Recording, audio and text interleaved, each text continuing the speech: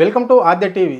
అంటే ఎన్నో ఉద్యమాలతోటి సాధించుకున్న తెలంగాణలో మొట్టమొదటిగా కేసీఆర్ ముఖ్యమంత్రి అయ్యి 9 సంవత్సరాలు తెలంగాణను పాలించిండు.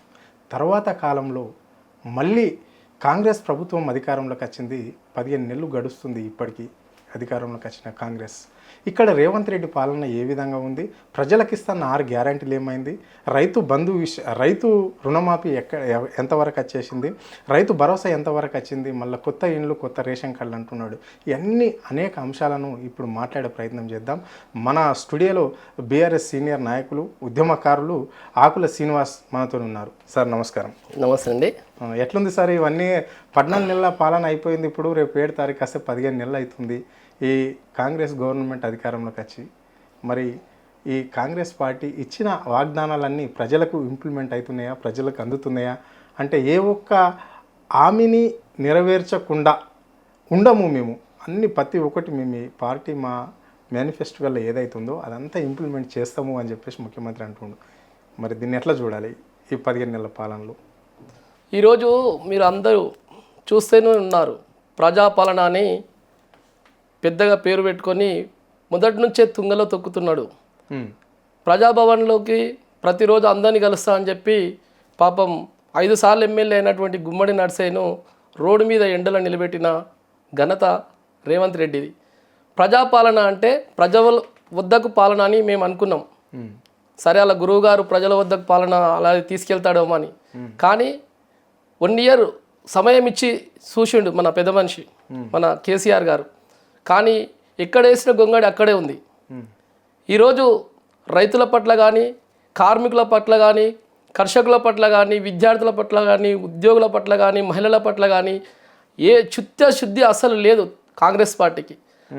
ఇప్పుడు నడుస్తున్నదంతా రేవంత్ రెడ్డి ఆయన కో గ్యాంగు ఏదో ముఠా నడిపిస్తున్నట్టుగానే ఉంది. కానీ సీనియర్ నాయకులైనటువంటి మేధావులు కూడా ఏం చేయలేకపోతున్నారు. షాడో ముఖ్యమంత్రిలాగా ఈరోజు ఆయన వెళ్ళే ఢిల్లీ పర్యటనలు కూడా తను ముఖ్యమంత్రి ఉంటారు. అవన్నా అది ఆ ఢిల్లీ పర్యటన విషయానికి వస్తే, ఎప్పుడు ముఖ్యమంత్రి ఢిల్లీ పోయినప్పటికల్లా ఒక నాయకుడు పోతున్నాడు. అంటే గతంలో డిప్యూటీ సీఎం బట్టి విక్రమార్క పోయేది. మొన్నటికి మొన్న మన శ్రీధర్ బాబు అయ్యాడు. ఎందుకు మరి ఇప్పుడు ముఖ్యమంత్రి అంట ఢిల్లీకి పోవాలి? ఈయన మీద నమ్మకం లేదు కాంగ్రెస్ వాళ్ళకి. ఎందుకంటే ఈయన మొదటి నుంచి అయినా కానీ తను నమ్మకస్తుడైనటువంటి కాడు. ఎందుకంటే మొదటి నుంచి కాంగ్రెస్ పార్టీ నుంచి పుట్టిన వ్యక్తి కాదు, ఈయన మధ్యలో వచ్చిన వ్యక్తి. కాబట్టి ఈయన మాటలు కానీ, ఈయన అబద్ధాలు కానీ కాంగ్రెస్ వాళ్ళకే నమ్మకం లేదు. 36 సార్లు ఢిల్లీ వెళ్ళిండు. ఎప్పుడైనా తను ఒంటరిగా వెళ్ళి ప్రధానమంత్రిని కానీ, అక్కడ ఉన్నటువంటి మంత్రులను కానీ కలవడానికి ప్రయత్నం చేయలేదు. చేస్తే వెళ్ళాలంటే కంపల్సరీ వాళ్ళకు రూల్ పెట్టుకున్నారు. రేవంత్ రెడ్డి ఎప్పుడు వెళ్ళినా కానీ ఒక ముఖ్యమంత్రి ఎంబడి మన ఇప్పుడు డిప్యూటీ ముఖ్యమంత్రి లేకుంటే షాడో ముఖ్యమంత్రి వెళ్ళాల్సిందే. అంటే గతంలో ఏ ముఖ్యమంత్రి ఢిల్లీకి పోయినా సరే తనకు ఒకరు అవసరం ఉంటాడు, తీసుకుపోతారు. కానీ ఇప్పుడు 5 మినిస్టర్ కలిసేటప్పుడు కావచ్చు, లేకుంటే ఎవరినైనా ఇంపార్టెంట్ పర్సన్స్కు కలిసేటప్పుడు, లావాదేవీల గురించి మాట్లాడేటప్పుడు కానీ, కంపెనీల గురించి మాట్లాడేటప్పుడు కానీ మన ముఖ్యమంత్రి నేరుగా ఉంటాడు. మరి రేవంత్ రెడ్డి అంట తప్పకుండా ఒక సీనియర్ నాయకులైనా కావచ్చు, అంటే కాంగ్రెస్ పార్టీ నుండి పుట్టినోళ్ళు, పెరిగినోళ్ళు, కాంగ్రెస్ పార్టీలో ఇప్పటిదాకా ఉండేటోళ్ళు, కాంగ్రెస్ పార్టీకి అంకిత భావంతో పనిచేసిన వాళ్ళు మాత్రం ఎందుకు పోతారు? వెంబడి 100% ఈయన మీద నమ్మకం లేదు. కాంగ్రెస్ పార్టీ పెద్దలకే నమ్మకం లేదు రేవంత్ రెడ్డి మీద. ఇక ప్రజలకు ఏం నమ్మకం ఉంటుంది? ఇప్పుడు ప్రజలకు ఇస్తా అన్న 6 గ్యారంటీలు తుంగలో దొక్కేశాడు. 13 హామీలు 420, అది పెట్టింది కూడా 420 హామీలు. అంటే ప్రజలు ఆనాడే చూసుకునేది ఉండే. అన్న మీరు తప్పు మాట్లాడుతున్నారు.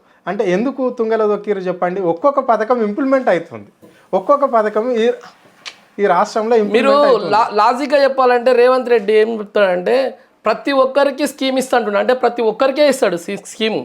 సంక్షేమ పథకాలు మీరు ట్యాగ్ లైన్లో ఉంటుంది, స్టేట్మెంట్లో ప్రతి ఒక్కరికి సంక్షేమ పథకాలు అందుతున్నాయి అంటుండు. ప్రతి ఒక్కరికే అంటే అందరిలో ఒక్కరికే అందుతుంది. ప్రతి ఒక్కరు అంటే సమాజంలో అందరు వస్తారన్న, ఒక్కరికి కుటుంబంలో ఒక్కరికి అంటే ఒక్కరు. మీరు చెప్పిన రీసెంట్ చూసినాం కదన్న, రైతు బంధు అని చెప్పిండు.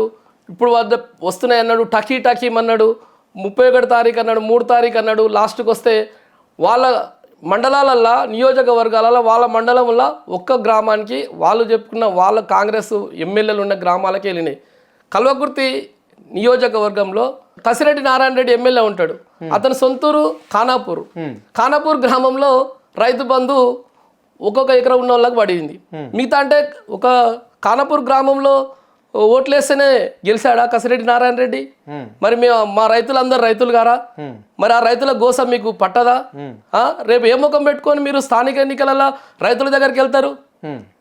మీకు కనీసము అవగాహన ఉన్నోళ్ళు ఎవరైనా కానీ మనం తినకుండా పక్కోడు ఆకలి తీర్చిన తర్వాత మిగిలితే తినాలి. అది మన నాయకుని లక్షణం. అరే ఇస్తుండు కదన్నా. ఇప్పుడు రైతు భరోసా మీరు అన్నట్లా ఒకే ఎకరం వాళ్ళకు ఇప్పుడు ఎన్నికల కోడ్ ఉండే మొన్నటి వరకు మీకు తెలిసిందనే ఎమ్మెల్సీ గురించి మేము చెప్పని అవసరం లేదుగా. ఎన్నికల కోడ్ ఉన్నప్పుడు మాత్రం ఏవి జరగవు. ఇప్పుడు ప్రభుత్వం ఇప్పటికీ 2 రైతు బంధులు ఎగ్గొట్టిండండి. అప్పుడు ఎంపీ ఎలక్షన్లు ఉన్నాయని రైతు బంధు వేసిండు. తర్వాత ఏం వేసిండు? కేసీఆర్ బిచ్చం వేసినట్టు 10,000 ఇస్తుండు ఎకరాకు.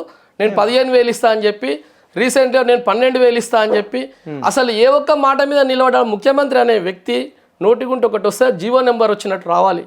కానీ ఆయన మాటలు ఈరోజు ప్రజలు ఎవరు నమ్మట్లేదు. ఎందుకంటే 1 చూశారు, 2 చూశారు, 3 చూశారు, ఇంకా 4వసారి ఎవరు మోసపోవడానికి రెడీగా లేరు. తెలంగాణ ప్రజలు చాలా చైతన్యవంతులు.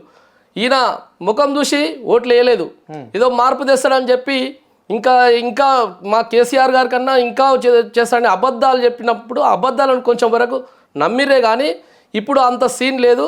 ఇప్పుడు రాబోయే ఎలక్షన్లో, స్థానిక ఎలక్షన్లో దుమ్ము లేచి ఆయన కేసీఆర్ దెబ్బేందో, తెలంగాణ ప్రజలు, తెలంగాణ ఉద్యమకారుల దెబ్బేందో చవి చూస్తాడు. మీరు అనుకుంటున్నారు ఎవరు ఆపినా ఎవరు అడ్డుపడ్డా అన్ని ఏ అయితే 6 గ్యారంటీలు అన్నామో, ఏదైతే ఇంప్లిమెంట్ చేస్తామన్నామో అన్నీ చేస్తున్నాం, ఒక్కొక్కటిగా చేస్తున్నాము. ఓర్వలేకనే ఈర్ష్యతోటి మా ప్రభుత్వం మీద దుమ్మెత్తిపోయడమే బీఆర్ఎస్ ఒక లక్ష్యంగా పెట్టుకున్నది కాబట్టి అని చెప్పేసి ఎప్పుడు మీ గురించే మాట్లాడతాడు. మీ పార్టీ గురించి, బీఆర్ఎస్ నేతల గురించి మాట్లాడుతుంటాడు ముఖ్యమంత్రి. దీన్ని ఎట్లా చూడాలి? మీ జర్నలిస్టులు కూడా మీరు రోజు గ్రౌండ్కి వెళ్ళి క్షేత్రస్థాయిలో చూడండి. మీరు ఏదో రేవంత్ రెడ్డి ఏదైనా ఇస్తే తీసుకోండి కానీ మరి ప్రజలకు అన్యాయం మాట్లాడుతున్నావు అన్న. మాకెందుకు ఇస్తాడు రేవంత్ రెడ్డి? మరి మీరు ఏం మాట్లాడుతున్నారన్నా? ప్రజల గ్రౌండ్ లెవెల్ వెళ్ళి చూడండి. మీరు ఈరోజు రైతుల దగ్గరికి వెళ్ళి అడగండి. ప్రతిదానికి దరఖాస్తు. మేము మా పాలన ఉన్నప్పుడు దరఖాస్తు లేదు, ధర్నా లేదు. ఇప్పుడు ప్రతి సంక్షేమ పథకం కోసము దరఖాస్తులు పెట్టుకోమని చెప్తారు. ఆ దరఖాస్తులు అవి చిట్ల పొట్లాలు కట్టించి కిరాణా స్టోర్లలో అమ్మేసే పొట్లాల మాదిరిగా అయిపోతుంది. ఎక్కడైనా సంక్షేమ పథకాలు అమలు జరుగుతున్నాయా రాష్ట్రంలో? జరుగుతున్నాయని నువ్వు ఎట్లా చెప్తావన్నా? నువ్వు ఈ ప్రజలకు పోయి చెప్పన్నా. నువ్వు మరీ కాంగ్రెస్ పార్టీ వకాలత్ తీసుకొని మాట్లాడుతున్నట్టు మాట్లాడకండి అన్న. ఈరోజు మన ఇద్దరం కలిసి ఒక ఊరికి వెళ్తాం, కుగ్రామం వెళ్దాము. అక్కడ ప్రజలు ఉంటారు, రైతులు ఉంటారు, మహిళలు ఉంటారు, విద్యార్థులు ఉంటారు. వారికి సౌకర్యం కరెక్ట్ జరుగుతుందని చెప్పండి. అప్పుడు నేను కూడా మీకు సపోర్ట్ చేస్తాను. ఈరోజు నీళ్లు లేక రైతులు పంట చేతికొచ్చే టైంలో నీళ్లు లేక ఏడుస్తున్నారండి. ఆ గోస చూస్తే అసలు 10 సంవత్సరాల క్రితం ఎట్లయితే మా తాతలు తండ్రులు బోర్ల దగ్గర పోయి మోటార్లు పెట్టి పాములు గడిచి చనిపోయిన రోజులు మళ్ళీ గుర్తొస్తుంటే మా గుండెలు బాదుకపోతున్నాయండి. టోటల్ ఎంతమంది రైతులు చచ్చిపోయారు అంటారు ఇప్పటికీ?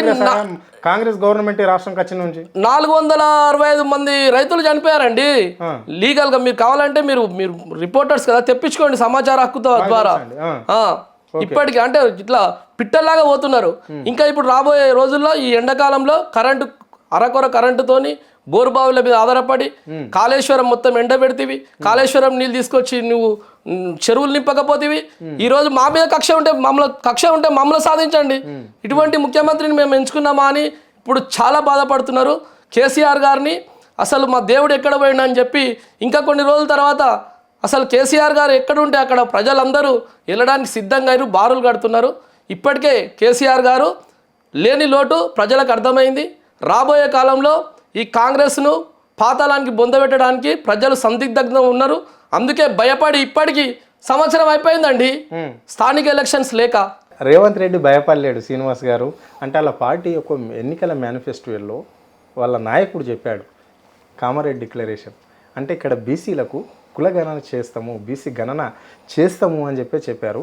కాబట్టి ఆ ప్రాసెస్లో కొంచెం పెండింగ్ కావచ్చు. మొదటికే మోక్షం లేదంటే పిల్లగాడి పేరు ఏం పేరు పెట్టాలన్నట్టు ఇప్పుడు కామారెడ్డి డిక్లరేషన్లో ఏదైతే బీసీ కులగణన చేసి అన్ని కులాలను గణన చేసిండో ఆ కులగణనే తప్పుల తడక అని మొదటి నుంచి మేము చెప్తున్నాము.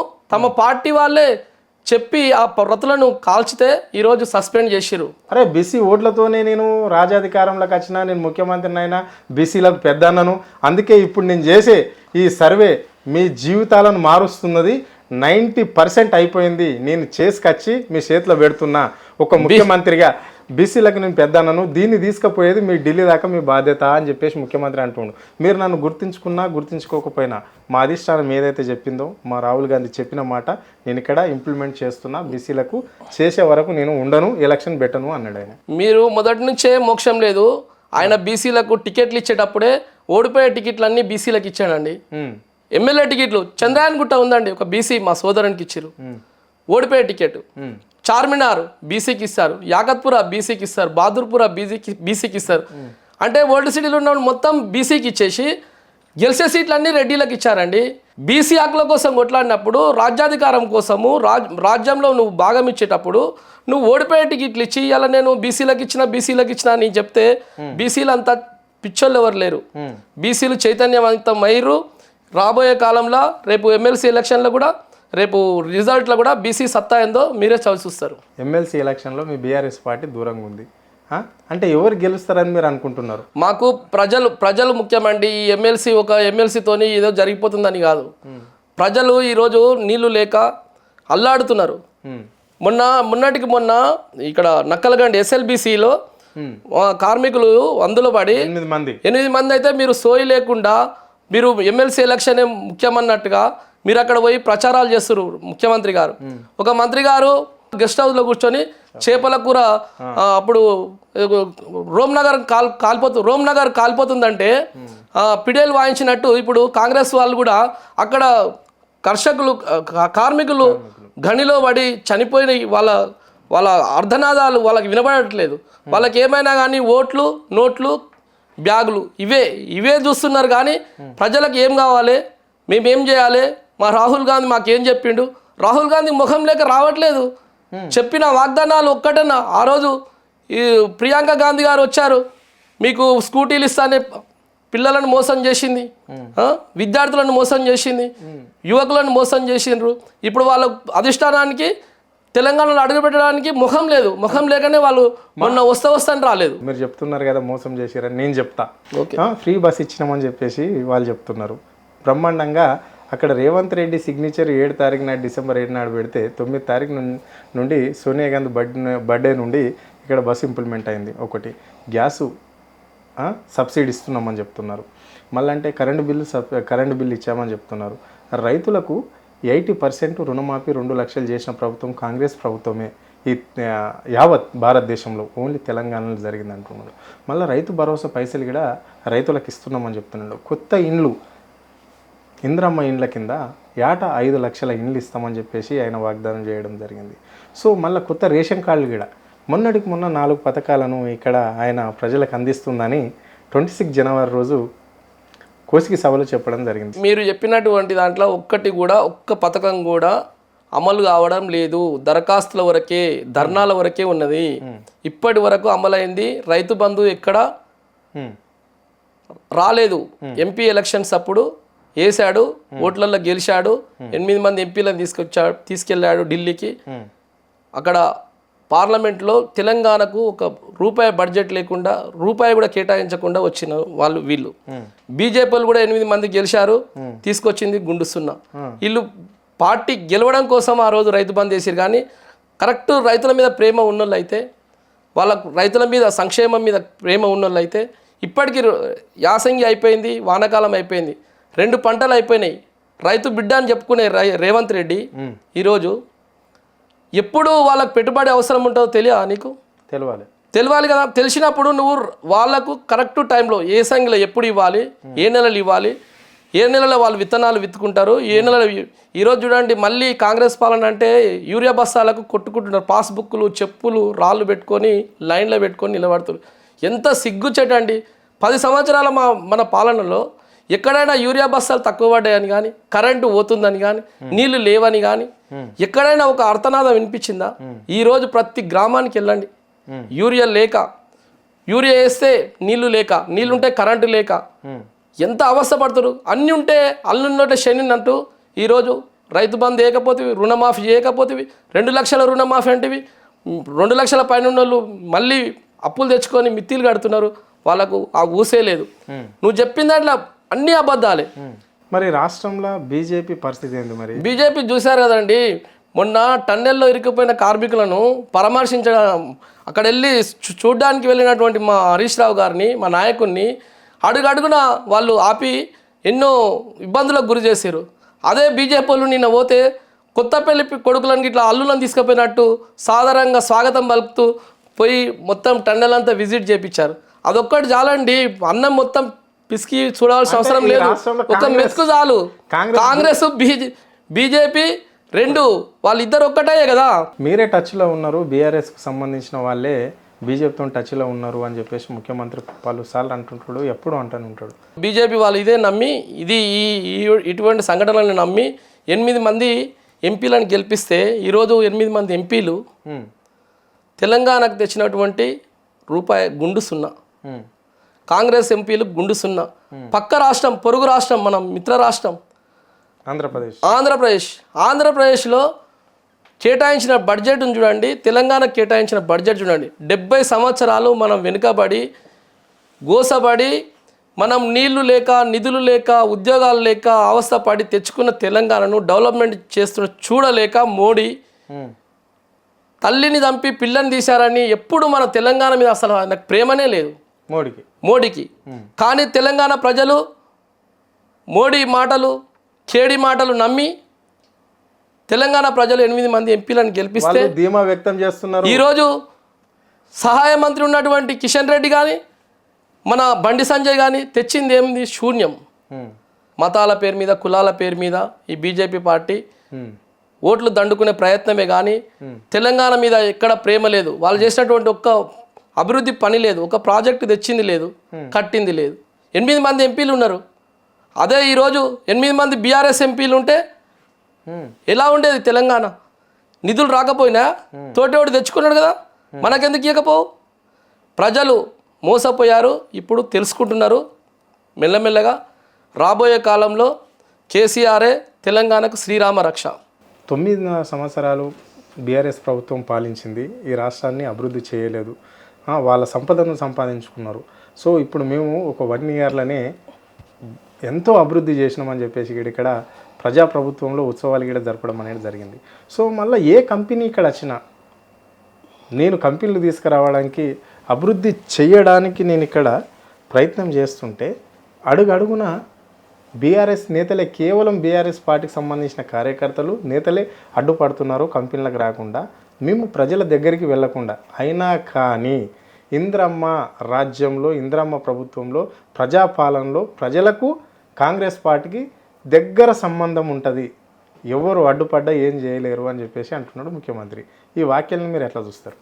14 నెలల పాలనలో వాళ్ళు తెచ్చింది ఏ ఒక్క కంపెనీ తీసుకురాలేదు. వాళ్ళు పోయి విదేశాలకు వెళ్ళి తన గురువును కలిసి వాళ్ళ లావాదేవీలు మాట్లాడుకున్నారే కానీ అక్కడ వెళ్ళి ఏ ఒక్క కంపెనీతోని వాళ్ళు మాట్లాడి తీసుకొచ్చింది లేదు, ఒక ఉద్యోగం కల్పించింది లేదు. అరే ఇప్పుడు రమన్నపేటలో కపెనీ సిమెంట్ కంపెనీ పెడతాం, కంపెనీ అన్నారు. ఇక్కడ లగచర్ల సొంత నియోజకవర్గం లగచర్లలో కంపెనీ పెడతా అంటే అక్కడ ఉన్నటువంటి గిరిజన బిడ్డలు తమ భూములను కంపెనీలకు ఇవ్వద్దని ఎంత ప్రాధేయపడ్డా, మా భూములు మీరు లాక్కోవడానికే తిరుపతి రెడ్డి అనే వ్యక్తి వాళ్ళ బ్రదరు అక్కడ చేసిన అరాచకాలు అవన్నీ చూస్తూ ఉంటే కళ్ళల్లోంచి నీళ్లు వస్తున్నాయి ఉద్యమ నాయకులకు. ఉద్యమం మళ్ళీ ఒకసారి ఉద్యమం చేయాలా ఏంటి, మళ్ళీ ఒకసారి విజృంభించాలా ఏంటి వీళ్ళ మీద అనే విధంగా మాకు కళ్ళ నుంచి నీళ్లు గారుతున్నాయి. మీరు ఉన్న అక్వేషేషన్ ఉన్నట్టు భూముల మీద మీరు అక్కడ పెట్టండి. లేనిపోని భూములు లాక్కోవడానికి గిరిజన బిడ్డలని చూడకుండా బడుగు బలహీన వర్గాల భూములను అప్పనంగా లాక్కోవడానికి బ్రదర్స్, రేవంత్ రెడ్డి బ్రదర్స్ లాక్కున్న వైనం మీరు చూస్తూనే ఉన్నారు. పత్రికలలో చూస్తున్నారు, క్షేత్రస్థాయిలో చూస్తున్నారు, మానవ హక్కుల కమిషన్ వరకు వెళ్ళారు వాళ్ళు. ఇంకోటి అంటే కేసీఆర్ ఇప్పటి వరకు బయటికి రాలేడు అని చెప్పేసి ప్రజలు అనుకున్నారు. మొన్న ఆయన బయటికి రావడం జరిగింది. మరి ఎట్లుండబోతుంది మీ కార్యాచరణ, ఏ విధంగా ఉండబోతుంది? ప్రజాస్వామ్యంలో ప్రజల తీర్పును శిరసా వహించాల్సిందే ఎవరైనా. ప్రజలు మనలా కాదని కాంగ్రెస్ ప్రభుత్వానికి అవకాశం ఇద్దామని ఇచ్చారు. వాళ్ళ పాలనను కూడా చూడడానికి ముందే చెప్పారు కేసీఆర్ గారు. వాళ్ళకు 1 సంవత్సరం గడివిద్దాం, వాళ్ళ పనులు వాళ్ళు చేసుకొని ప్రజలకు ఎట్లాంటి మేలు చేస్తారో మనం కూడా చూద్దాం, మన ప్రజలకే చేస్తున్నారు కదా అని చెప్పి తను ఎంతో ఓపికతోని సంయనంతోని తను ఉన్నాడు. అంతేగాని ఏదో వీళ్ళ తాటాకు చప్పుళ్ళకు భయపడి ఏదో సైలెంట్గా లేడు. ఆయన వచ్చిండంటే ఆయన ప్రజల కోసమే వస్తాడు. ప్రజలకు అన్యాయం జరిగితే తను భరించలేడు. ఈరోజు ఏముందండి, హైడ్రా పెట్టి తెలంగాణలో హైదరాబాద్లో రియల్ ఎస్టేట్ నడుస్తలేదండి, ఏడుస్తున్నారు. ఒకప్పుడు రియల్ ఎస్టేట్లు చేసేవాళ్ళు సమయం ఉండకపోయేది. ఇప్పుడు ఏ హోటల్లో పోయినా కానీ ఛాయ్ తాగకుండా కూర్చుంటారు. అన్న ఏడున్నావంటే ఇంట్లోనే ఉన్నా అన్న అంటున్నాను. అంటే రియల్ ఎస్టేట్ మొత్తం రంగం మొత్తం కుదేలైపోయింది. అగ్రవర్ణాలే ఈరోజు చాలా వరకు అందరూ మాతో అప్పుడప్పుడు మాట్లాడుతున్నారు. అసలు మేము తెచ్చుకున్న ఈ కాంగ్రెస్ ప్రభుత్వం భస్మాసుర హస్తం లేక మా నెత్తిలో మేమే చేయి పెట్టుకున్నామని ఈరోజు అగ్రవర్ణాల వాళ్ళే అంటున్నారు. ఎందుకంటే వాళ్ళు రియల్ ఎస్టేట్ రంగంలో పెద్ద పెద్ద పెట్టుబడులు పెడతారు. వాళ్ళే కుదేలైపోయి మొన్న చూసాం కదండి, ఆత్మహత్య చేసుకున్నాడు ఇక్కడ మన దగ్గర. అట్లా ఇంకా తెలియని ఎన్నో ఉన్నాయి, ఆత్మహత్యలు చేసుకుంటున్నారు. వాళ్ళ ఇండ్ల దగ్గరికి వెళ్తే వాళ్ళకు అప్పులు పుట్టక, మిత్తిలు కట్టలేక, వెంచర్లు అమ్ముడు పోక, కట్టిన ఇండ్లు అన్నీ అలాగే ఉండిపోయి హరిగోస తీస్తున్నారు. వాళ్ళందరూ ఉసురు రేవంత్ రెడ్డికి ముట్టదంటావా? హైడ్రా తెచ్చినావు, ఏం సాధించినావు? పేదల ఇల్లు కూడగొట్టినావు. అదే రేవంత్ రెడ్డి అన్న ఇల్లు కూడగొట్టినా, కోర్టుకు పోయిరు, నోటీసులు ఇచ్చిరు, సైలెంట్గా ఉన్నారు. కానీ ఈరోజు మీరు చేసినటువంటి అరాచకం వలన ఎంతమంది సఫర్ అవుతున్నారు. రియల్ ఎస్టేట్ రంగం మొత్తం తెలంగాణలో కుదేలైపోయింది. కొన్ని రోజులు అయిన తర్వాత అసలు రియల్ ఎస్టేటర్లు ఇంకా ఆత్మహత్యలు కూడా పెరుగుతాయేమని భయాందోళనకు గురవుతున్నాం మేము. ఎందుకంటే మా ఫ్రెండ్స్ కానీ మా మిత్రులు కానీ చాలామంది రియల్ ఎస్టేట్ రంగంలో ఉంటారు. వాళ్ళ గోసలు చూస్తుంటే మాకు కళ్ళ నుంచి నీళ్లు కారుతున్నాయండి. రైట్ శ్రీనివాస్ గారు, మీ అమూల్య టైం మాకు కేటాయించినందుకు ధన్యవాదాలు. థ్యాంక్ యూ అండి.